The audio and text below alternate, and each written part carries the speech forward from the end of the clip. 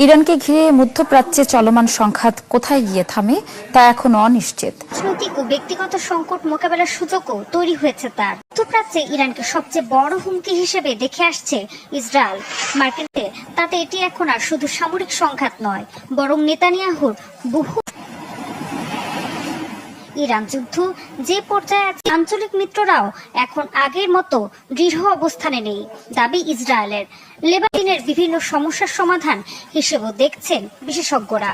বহু বছর ধরেই মরণে হামলায় হিজবুল্লাহ নেতাদের হত্যা ও সিরিয়ার প্রেসিডেন্ট ডোনাল্ড ট্রাম্পের সমর্থনে এবার ইরানকে দুর্বল করার পুরনো আকাঙ্ক্ষা পূরণে অনেকটা শক্তিশালী অবস্থানে নেতানিয়াহু।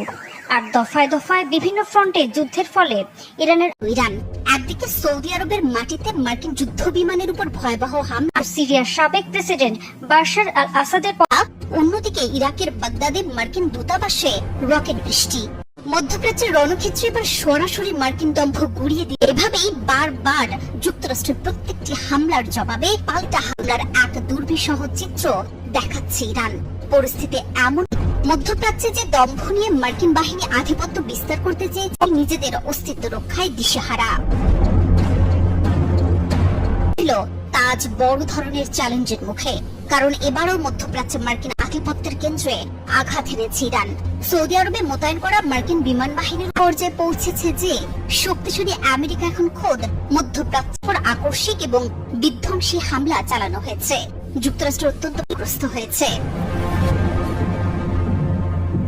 এই হামলার মধ্যে সৌদি আরবের একটি সামরিক ঘাঁটিতে থাকা আমেরিকার 5টি শক্তিশালী রিফুয়েলিং বা জ্বালানি সরবরাহকারী যুদ্ধ বিমান ইরানি হামলায় মারাত্মকভাবে ক্ষতি। প্রভাবশালী সংবাদ মাধ্যম দ্য ওয়াল স্ট্রিট জার্নাল তাদের এক বিশেষ প্রতিবেদনে নিশ্চিত করেছে, মার্কিন বিমান বাহিনীর মেরুদণ্ড ভেঙে দিয়েছে বলে মনে করছেন সামরিক বিশ্লেষকরা। কারণ এই বিমানগুলোই মধ্যপ্রাচ্যের আকাশে মার্কিন যুদ্ধ বিমানগুলোর প্রধান শক্তি হিসেবে হারিয়ে মার্কিন বিমান বাহিনী এখন কার্যত পঙ্গু হয়ে পড়ার লাইফলাইন।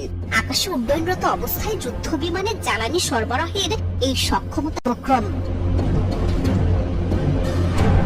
সৌদি আরবের আগুনের রেশ কাটতে না কাটতে ইরাকের রাজধানী বাগদাদও হয়ে উঠেছে রণক্ষেত্র। উচ্চ মুহুর্মুহু সাইরেনের শব্দে প্রকম্পিত হয়ে ওঠে পুরো এলাকা। সুরক্ষা বেষ্টিত গ্রিন জোনে অবস্থিত মার্কিন দূতাবাস লক্ষ্য করে চালানো হয়েছে একের পর এক। মার্কিন দূতাবাস চত্বর থেকে কুণ্ডলি পাকানো কালো ধোঁয়া আকাশে উঠতে দেখা যায়। তো এই দুর্গের ভেতরে থাকা মার্কিন কর্মকর্তাদের মধ্যে ছড়িয়ে পড়ে চরম আতঙ্ক।